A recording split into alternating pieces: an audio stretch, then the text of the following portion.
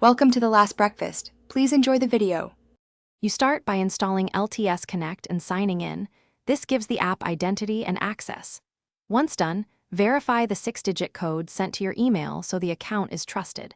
Make sure to allow Bluetooth and location. The app uses them to discover devices and maintain reliable connections. If you have multiple devices, pick the primary one now so pairing is straightforward. This avoids repeated prompts later and speeds up the initial sync process. You pair each device by tapping Add Device and following on-screen pairing prompts. The app shows progress and a connection indicator. Once paired, configure the name and set firmware updates. Keeping firmware current prevents bugs and improves stability.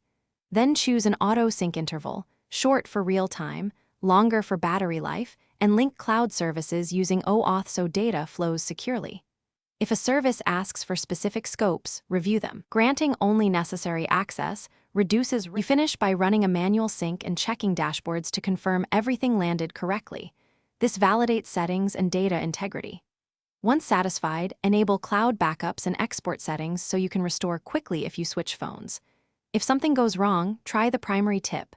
Toggle Bluetooth, force close the app, then reopen and repair the device. This clears transient states. If that still fails, make sure firmware is current and airplane mode is off. Then retry the pairing flow.